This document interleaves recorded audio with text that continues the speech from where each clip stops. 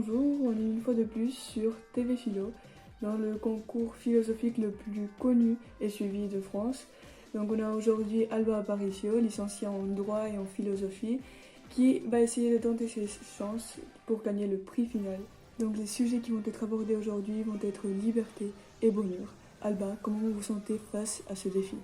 Bonjour, merci beaucoup. Je me sens enthousiaste face à ce défi. Les notions de bonheur et liberté sont passionnantes parce que même si dans un premier moment on peut penser qu'il n'y a pas de relation évidente entre ces notions, elles posent de véritables questions philosophiques comme l'homme ne peut pas être heureux s'il n'est pas libre. On vient ici pour jouer et on va le faire et on va s'amuser ensemble. Très bien. Et comme nos spectateurs le sauront déjà, Alba va devoir maintenant répondre ou trouver le mot que je suis en train de décrire grâce à la lettre qui va apparaître en dessous de l'écran.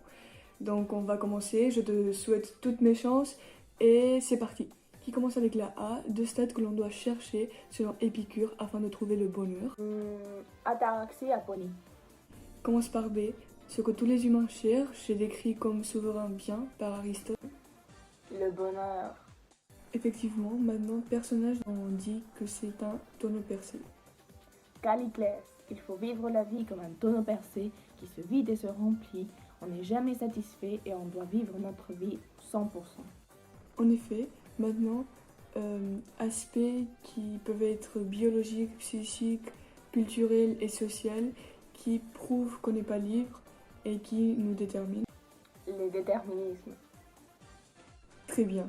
Maintenant, philosophe stoïcien qui a été esclave et qui a été l'auteur de la célèbre phrase « Tu es maître de ma caresse, tu n'as aucun pouvoir sur moi ».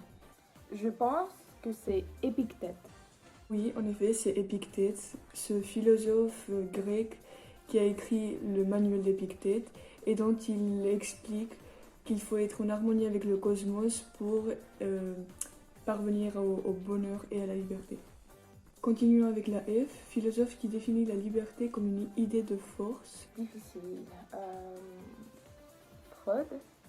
Non, je suis désolée, c'était Alain Fouillé. Bon, même avec une erreur, vous pouvez essayer toujours de gagner le super prix, donc continuons. Qui commence par G, film qui démontre que les déterminismes biologiques peuvent être liberticides. C'est Bienvenue à Gattaca. La scène où le frère essaye de se libérer de ses déterminismes, c'est incroyable. Son désir de liberté est plus fort que son déterminisme biologique. Très bien, mais la suivante va être un peu plus compliquée. Citation d'Arthur Rimbaud qui commence par J et fait référence à l'inconscient. Je hais un autre. Très bien. Bien évidemment, cette citation ne fait pas seulement référence à l'inconscient, mais surtout au déterminisme que les humains doivent subir et les raisons pour lesquelles on ne peut pas dire qu'on est complètement libre. Suivant maintenant avec la K, expression utilisée pour dire saisir le moment, l'instant.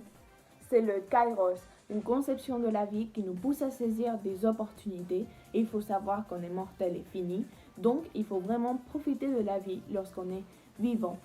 Selon Aristote dans l'éthique à Nicomaque, c'est l'art de savoir saisir ces instants rares où nos désirs et le cours du temps coïncident. Et même, ce sont ces instants rares qui vont peut-être nous donner du bonheur. Wow, très bien. On a peut-être entre nous la prochaine philosophe de l'an.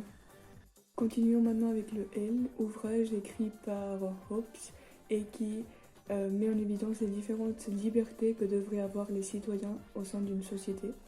Léviathan.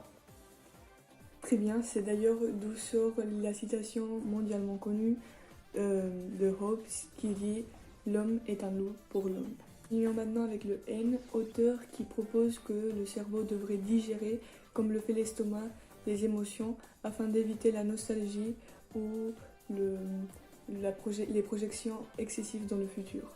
Nietzsche. Excellent. Suivons maintenant avec le U. On dit qu'un monde ou une situation sans tatata lorsque c'est dans l'imagination et c'est une conception parfaite, idéale de quelque chose qui ne peut pas se réaliser.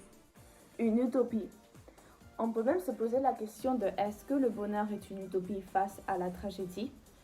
C'est-à-dire, est-ce qu'on crée un monde idéal à nos alentours pour ne pas voir la fin de notre existence, la finitude, la tragédie, soit la mort? Déjà Pascal, il disait que pendant notre vie, pendant une période de temps, on essayait de trouver des choses à faire, on essayait de trouver notre bonheur. Et donc, finalement, on crée un idéal pour être tout le temps occupé et ne pas voir la finitude de cette existence. Très bien, maintenant avec le Z, auteur asiatique qui a écrit le traité du milieu et par lequel il explique comment la vacuité peut rendre une personne libre et heureuse.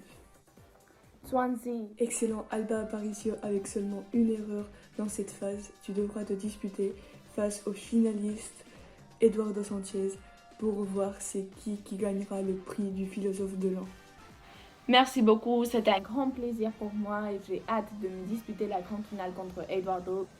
Et merci à vous, chers spectateurs, qui font possible tous les jours ce concours.